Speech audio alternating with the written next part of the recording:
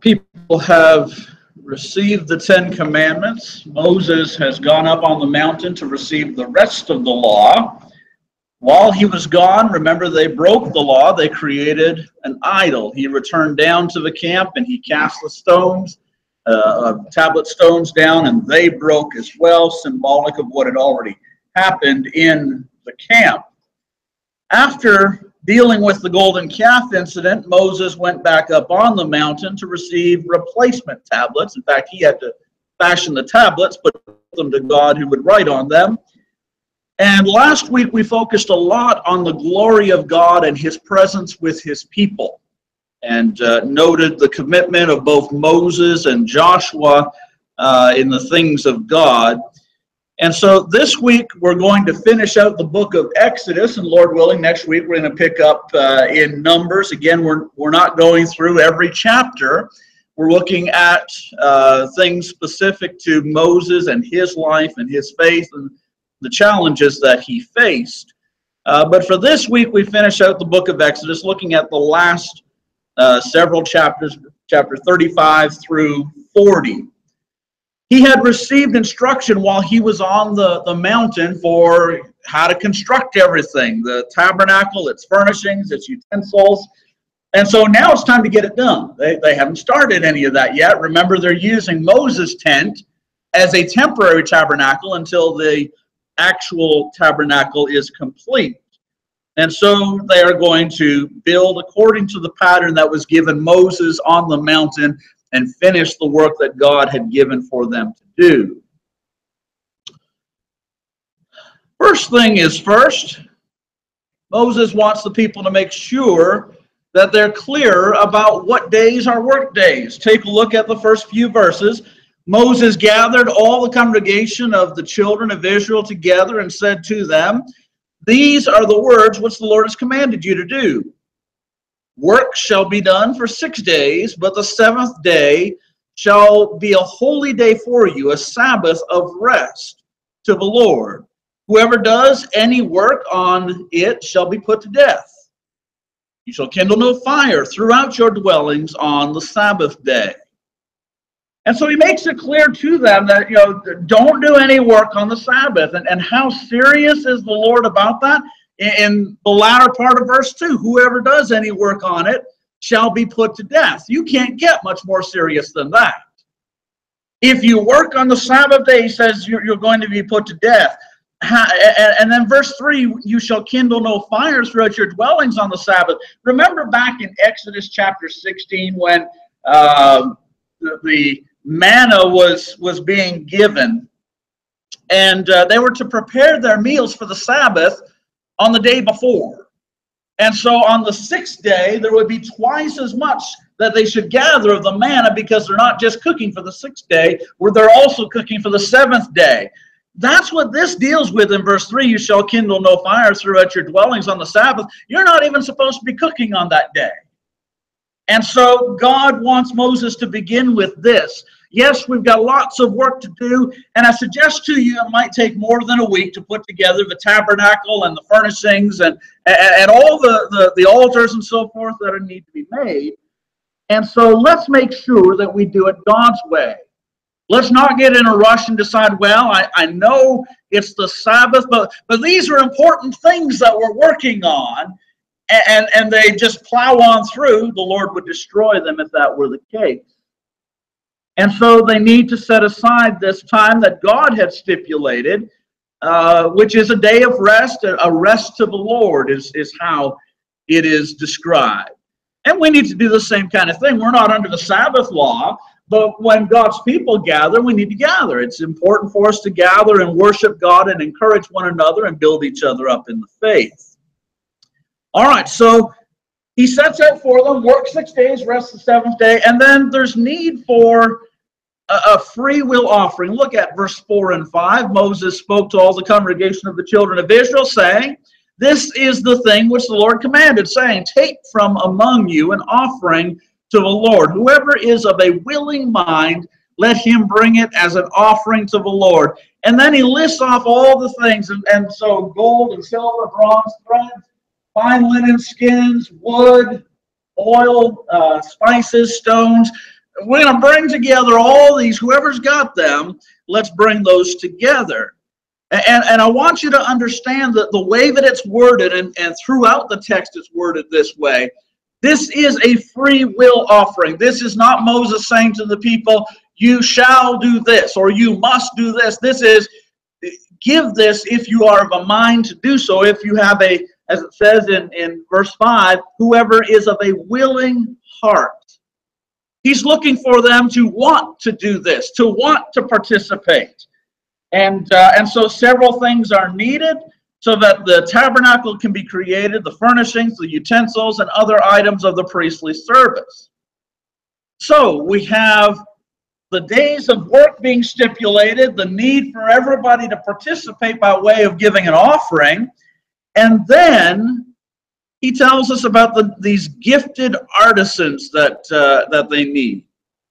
And so between verse 10 and verse 19, all who are gifted artisans among you shall come and make all that the Lord has commanded. The tabernacle, its tent, its coverings, its clasps, its boards, its bars, its pillars, its sockets, and just he keeps on going. Everything that needs to be made, right down to the garments for the ministry for Aaron the high priest and for his sons. We need people to make this stuff. You see, we could get a pile of gold and silver and bronze and thread and fine linen and skins and acacia wood and lamp oil and spices and stones. We have a big pile of all this stuff. But that's not a tabernacle, and that's not altars, and that's not garments and so forth. We need somebody to be able to make it. And so those who are gifted artisans among the people were called upon to devote their time and their skill so that they could construct the things that the Lord had commanded them to make. Verse 21 through verse 29, the people bring offerings of items that are needed. And so what we see through this text, verse 21, everyone came whose heart was stirred and everyone whose spirit was willing. Verse 22, they came, both men and women, as many as had a willing heart. Verse 25, all the women who were gifted artisans spun yarn with their hands. 26, all the women whose heart stirred with wisdom spun yarn. Verse 27 and 28, the rulers, they're the ones who have the more valuable things likely among the people. They brought the onyx stones and the spices and the oil. And then verse 29, all the men and women whose hearts were willing. Throughout the text, the emphasis is on these people want to participate. They want to do this. They are willing to make these sacrifices and offerings to the Lord. Now, these are your average citizens who bring these items together and donate them. But your average citizen is not a skilled artisan. I might be able to build the framework for a box, but there's no way that I'm going to be able to finish the work, overlay it with gold, and do it as God would deserve. And so I'm not among the skilled artisans in this kind of project. I know some who are. John would be a skilled artisan in this kind of project. And so we've got different people with different abilities, and so the people have done what they can. And that's what God expects of you and I, to do what you can. He did not expect everybody among them to come, and everybody's got to pick up these tools in order to shape the gold, in order to frame the tabernacle, and in order to weave together garments and so forth. He didn't expect everybody to do that. Because not everybody is qualified to do that, but everybody's expected to do their part. That's exactly what Ephesians chapter 4 says about the Lord's church. And we're to be working together, and he says there are leaders given, and he talks about the apostles and the elders and pastors and teachers and so forth. And he says that they're there in order to encourage the people and to lead the people and to build up the people so that we can all work together. But not everybody has the same function. Remember Paul, when he's writing to the Corinthians, 1 Corinthians chapter 12, he uses the example of a body, a physical body. And not every part of the body does the same thing. My eyes and my ears don't do the same thing. My ears are awful at looking at things. They don't do it very well. But my eyes do it fairly good. My eyes are not very good at hearing, but my ears do that very well. I can walk on my feet, but I can't walk on my hands. And so every part of the body has something that it does, and it's good at that. That's what we need to see within the body of Christ, and that's what we do see here in Israel, that those who had the ability to bring the items did so, and then there's the artisans who were called in as well. So God provided himself some artisans. He gave some talent to some individuals. You know, we use the phrase God-given talent at times to describe those who have an aptitude for doing something, those who excel at something.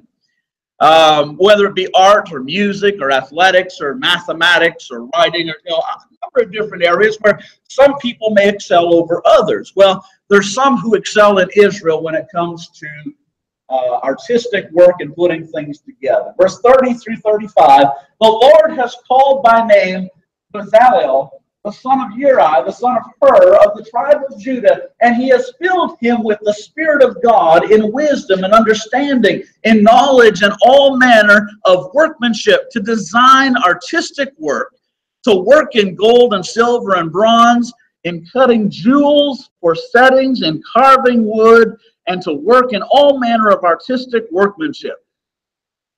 This guy was valuable. Look at all this stuff that he's capable of doing. God set him aside for this.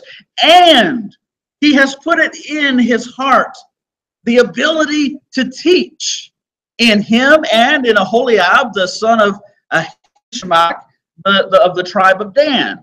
He has filled them with skill to do all manner of work of the engravers and designers and tapestry maker and of the weaver, those who do every work and those who design artistic work. So it sounds like there's two guys in the nation who, these guys are the best of the best. You know, and one of them is even set above the other. Bezalel, it seems to be the primary here. But not only do they have this ability, but as we're told in the middle part of the text, he has put in his heart the ability to teach.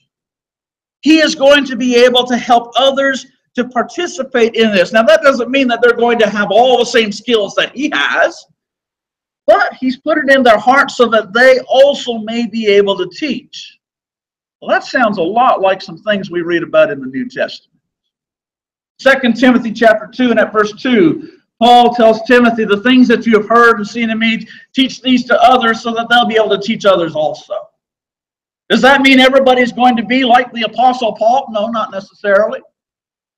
But going to be doing the same kind of work to whatever degree they have the ability to do. And so these who are skilled artisans were able to teach others to some degree so that everyone could participate to whatever level their ability enabled them to. Chapter 36. So the work of constructing the tabernacle and its furnishings and its utensils begins. In 36 and at verse 3, they received from Moses all the offerings which the children of Israel had brought for the work of the service of making the sanctuary. They continued bringing to him free will offerings every morning. Every day they're bringing, so those who, that's all that they can do. I'm all thumbs when it comes to using any kind of tool. I really can't do that.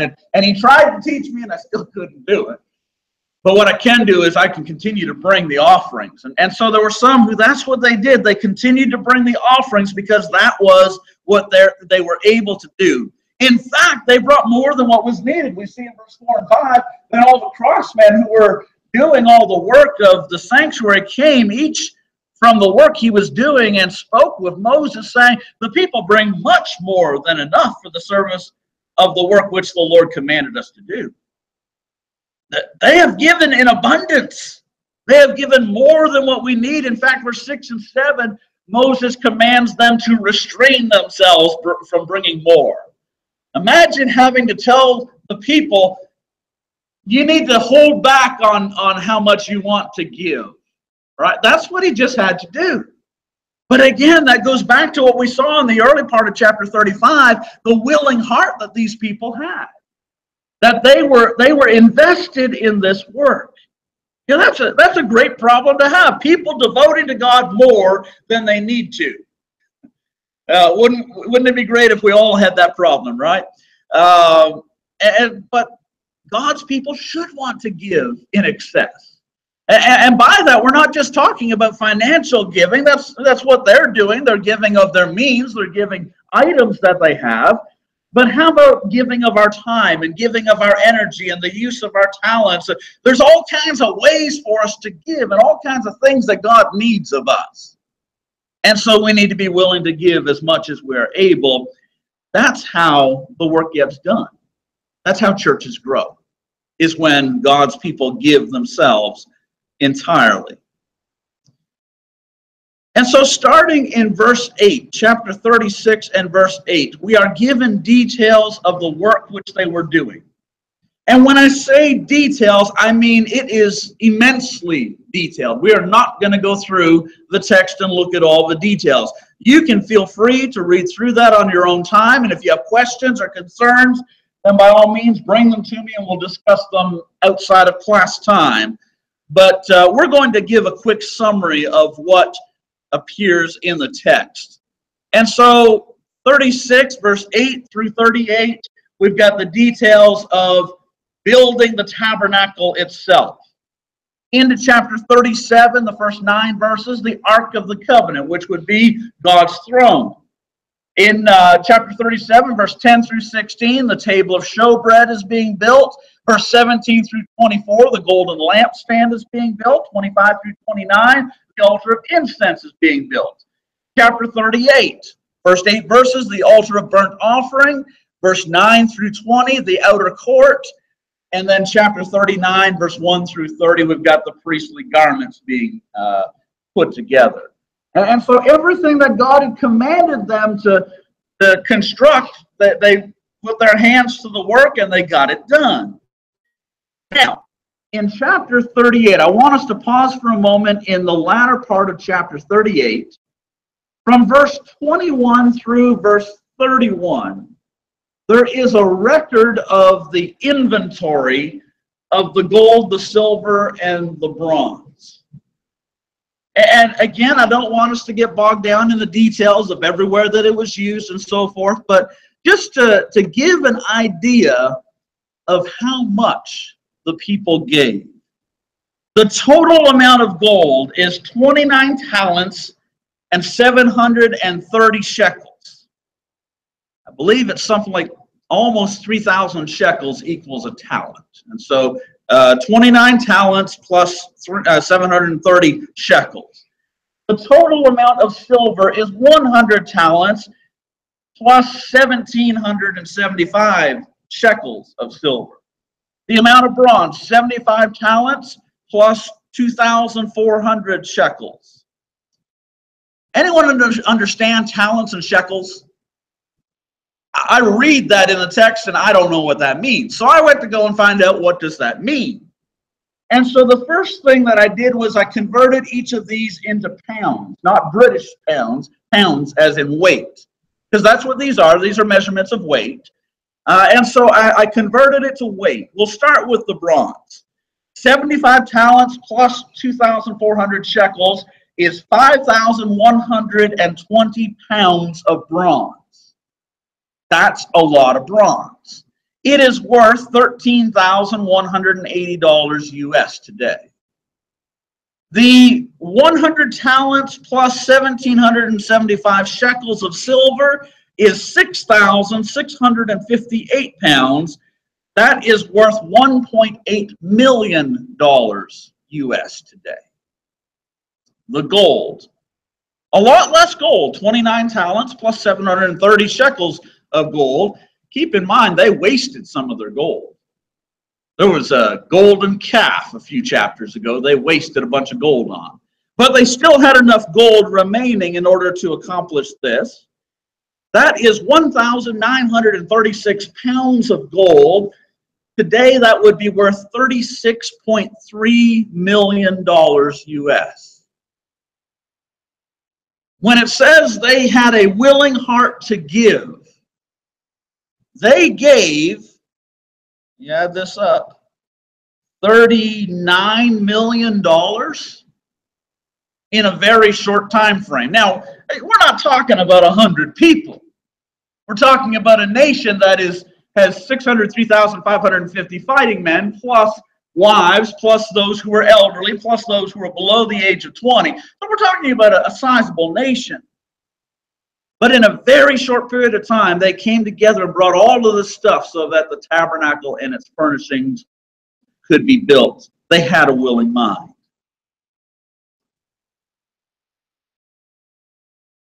Chapter 39, look down at verse 32. The work is complete. He says in verse 32, thus all the work of the tabernacle of the tent of meeting was finished. And the children of Israel did according to all that the Lord had commanded Moses, so they did. Emphasis in the latter part of verse 32. They did it exactly how they were told to do it. Remember when Moses was on top of the mountain? More than one time, God said to Moses, see that you build it according to the pattern. God emphasized that to Moses. And so I imagine when he got down at the bottom, he's emphasizing that to the people too. We need to be sure that we build it according to the pattern. God told us how to build it, so we need to build it the way that God told us to build it. Build it according to the pattern. Verse 33 through verse 41, chapter 39, verse 33 through verse 41. The work is complete, and so they bring it to Moses. Now, why bring it to Moses? Verse 42 through 43. According to all that the Lord had commanded Moses, so the children of Israel did all the work. Then Moses looked over all the work. And indeed, they had done it as the Lord had commanded, just so they had done it. And Moses blessed them. I don't know how much oversight Moses exercised through the building process. Moses is not one of those people who is a skilled artisan. Otherwise, God would have charged him with being the head guy instead of the other fellow who was chosen. He may have been there, and you know, when somebody is doing their work, you don't want to be stepping in all the time and butting in. You might give a reminder of we need to make sure we build it the way that it's supposed to be. We've got the blueprints. We know exactly how it's supposed to be built.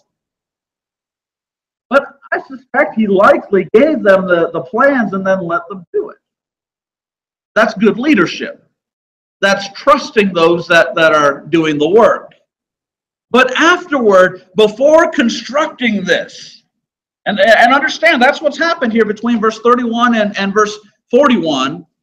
This is before they have constructed it. They bring every piece and make sure that it is what it's supposed to be. And if something was not done as it was supposed to be, we don't just shrug our shoulders and say, oh, well, that doesn't work. Imagine Noah when he was building the ark, and they accidentally put a fourth layer in there. Do you think he's going to say, oh, well, that wasn't how it was supposed to be? Or they put a second door in, or they put a second window in, or they build it a little bit shorter, or a little bit wider. The emphasis for Noah was build it the way that God said, and the emphasis for Moses was build it the way that God said. And may I bring it forward to you and I as well. We need to build it as God said when it comes to the church. And so he has inspected everything, and they have built it as God said. Just so they had done it, and Moses blesses the people. So it's time to set up the tabernacle. On over into chapter 40. Chapter 40 and verse 1, then the Lord spoke to Moses, saying, on the first day of the first month, you shall set up the tabernacle of the tent of meeting. You shall put in it the ark of the testimony and the partition off the ark with the veil. You shall bring in the table and arrange the things that are to be set in order on it. You shall bring in the lampstand and light its lamps. You shall also set the altar of gold for the incense before the ark of the testimony, and put up the screen for the door of the tabernacle. And he continues to tell them, you're going to set everything up, the bronze laver outside, you're going to set up the altar outside, make sure that you set everything up. You're going to set up the court around the place. On the first day of the first month, that is Nisan 1, the observance of the Passover is soon to follow, 13 days later. And so they are going to be able to have the tabernacle set up and ready for now their first observance of the Passover after the institution of the feast itself in Egypt. They have been gone for 1 year. And so it has taken them a year to get from where they were in Egypt over to Mount Sinai to receive their law, and to now finally construct the things that are needed in order to serve God as they ought. So Moses, go and set everything up on this day, first day of the first month. Verse 16 and 17, thus Moses did according to all that the Lord had commanded him, so he did. How many times has that kind of terminology appeared through the book of Exodus? Over and over, that's emphasized, as God commanded it, so he did. And it came to pass on the first, in the first month of the second year, on the first day of the month, that the tabernacle was raised up. So now they're ready. Verse 18 through verse 33 in chapter 40 record the first day of the first month. It's a record of things being set up. And again, the consistent phrase through this portion of text. Take a look at it. Verse 19. He spread out the tent over the tabernacle and put the covering of the tent on top of it, as the Lord had commanded Moses. Down to verse 21. And he brought the ark into the tabernacle, hung the veil of the covering, and partitioned off the ark of the testimony, as the Lord had commanded. Verse 23. And he set the bread in order upon it, that's the table of showbread, as the Lord had commanded Moses. Verse 25, he lit the lamps before the Lord, as the Lord had commanded Moses. Verse 27, he burned sweet incense on it, as the Lord had commanded Moses. Verse 29, do you see the pattern that's going on in this portion of text? Everything that is set up, and it's stated about everything that God told Moses in the first 15 verses, 14 verses. Here's what you're going to do. Here's how you're going to set things up. And as they did it on the first day of the first month, it's emphasized they did it as God commanded. Over and over, as the Lord commanded. Verse 32. Whenever they went into the tabernacle of meeting, and when they came near the altar, they washed, as the Lord had commanded Moses. Make sure you do what God commands, the way that God commands it. God approved of the work that was done. I know that because of how the book of Exodus closes. Verse 34, then the cloud covered the tabernacle of meeting, and the glory of the Lord filled the tabernacle. And Moses was not able to enter the tabernacle of meeting because the cloud rested above it, and the glory of the Lord filled the tabernacle. That means they did it right. If they had done it wrong, the glory of the Lord would not have come upon the tabernacle. Perhaps a lightning bolt might have come upon the tabernacle, but not the glory of the Lord. But when the glory of the Lord comes down upon the tabernacle, remember, he's going with them as this pillar of cloud, and he descends upon what they have just built. That is the Lord saying, you have done as I have commanded. The same thing would happen when Solomon finished the building of the temple. 1 Kings chapter 8, verse 10 and 11 read very much like Exodus 40, verse 34 and 35. The glory of the Lord covered over the temple, and the priest could not serve there because the glory of the Lord filled the temple. Very, very similar in what it's saying. Well, let me ask a question for you and I. Does the glory of the Lord fill his church? You see, because the tabernacle is not the true tabernacle. It was a figure. It was a foreshadow. The temple is not the true temple. It's a foreshadow. The true tabernacle of God, the true temple of God, is the church belonging to Christ. Does the glory of the Lord fill his church? That's what we need to endeavor to do, is make sure we build according to the pattern of the Lord so that his glory fills his church.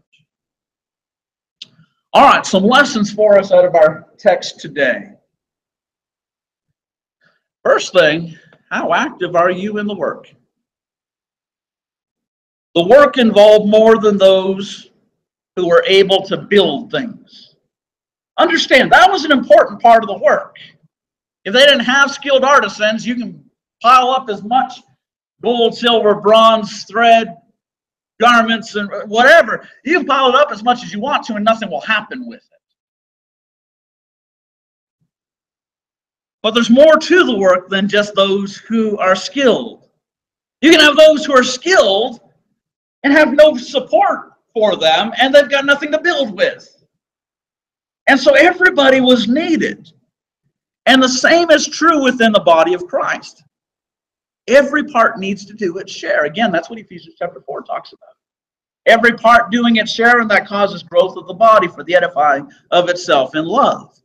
And so maybe you're not a skilled speaker. We don't all have to be preachers and teachers. If we're all preachers and teachers, then there's something missing in the body. Then we need variety, and we need everybody doing their part. And so, though you may not come up and speak or lead a class or preach a sermon, can you hand somebody an invitation? Hey, why don't you come to church? Hey, why don't you come to a church? What is that? 7 words. We can all say that, right? Are we able to open up our homes in order to host a community study? Maybe not to lead the study, but have somebody else come in and lead the study, but just simply, hey, neighbors, why don't you come study the Bible with us? Are we able to put flyers into mailboxes? That one doesn't take much effort. Got to do a little bit of walking, get some exercise while we're at it. Can we support the work that goes on financially? Maybe we're not a preacher or a teacher, but maybe we're able to support financially the things that are going on. All right, we can pray. If there's nothing else that we can do, we have no money in our pockets, and our body doesn't allow us to go out and to walk and so forth, we can pray. Nothing stops us from praying. We can be present. We can be here in order to encourage others, in order to worship God as often as possible. There are all kinds of things that every Christian can do. Not everybody had to be a skilled artisan. Not everybody has to be a preacher or a teacher in order to be involved in the work. And so how active are we in the work of the local church? Teaching others to teach others. God put it in Bezalel's heart to have the ability to teach his craft to other people. Not everyone in the nation became artisans and craftsmen, but some certainly did. And so we need to teach others to become teachers. 2 Timothy 2 and at verse 2, the things you have heard from me among many witnesses, commit these to faithful men who will be able to teach others also. That's what Paul told Timothy to do. If someone has ability and is sensible about public speaking, then it's important to garner that talent and to build upon it. That's how the next generation of preachers and teachers is cultivated. And if we don't do that kind of thing, then there are no more preachers or teachers for the next generation. You know, when I look among the Lord's church, there are a lot of preachers in the older generation. And there are not as many in my generation as there are in the older generation. And there's even fewer in the generation that's crazy. I can talk about the generation below me. But, you know, those who are 20-somethings. There are even fewer that are coming up in that generation. We need to be cultivating preachers and teachers as we see the ability and the opportunity to do so. Teaching others to teach others. And again, that doesn't just extend to being able to get up in front of a crowd. You know, we need to cultivate the ability to do one-on-one teaching. Now that's where most souls are going to be won, is in one-on-one teaching. Next thing, they brought much more than was enough. In fact, the artisans had to come and tell Moses, it's too much. They're bringing too much. They need to stop. The people of Israel were generous with their goods, bringing just an enormous amount, much more than the Tabernacle project required. How about the church? Do we bring together more than what is needed? That's a good problem to have. If we're bringing together less than what's needed, then that's a huge problem. If we're bringing together more than what's needed, and again, I'm not talking just about monetary things, but in other senses, how are we using our time? How much of it is devoted to the things of God? How are we using our energy? You know, how focused are we on encouraging others? How much time do we spend in prayer? How much time do we spend in the community trying to invite people to study and so forth? You know, there's all kinds of ways, and I'm not sure that we can go overboard. You know, when you've got a limited construction project, it's not as though they were building 20 tabernacles. They were building one. And so they needed enough to build one tabernacle.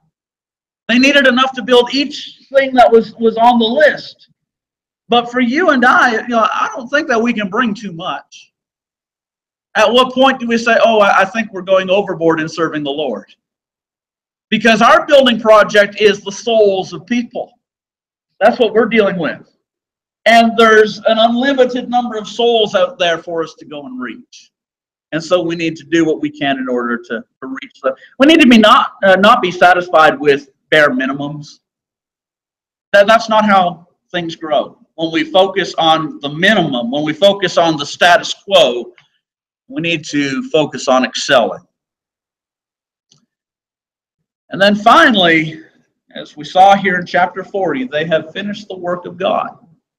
He gave them the construction project. They set their hands to the task, and they finished it. We need to finish the work God has given us. We need to build the church according to His pattern. Again, if they had built according to some other pattern, made some changes here and there, the Lord's glory would not have come down upon that tabernacle. We need to first of all be sure we're building according to the Lord's pattern, and then we need to be sharing the gospel with people so that people can come and hear and obey. We need to be involved in benevolent care as we have opportunity. We need to work towards being a mature church. That this is not intended to be a slight of this local church, but we are not a mature church. How do we determine what is a mature church biblically? When we get to the point where we have elders who are serving among us, then we are what God stipulates we ought to be. And until we get to that point, and that's not to say that there's not maturity among us, that members are not mature, but as a collective, we need to work towards the point where we have a group of faithful brethren who are being led by faithful elders.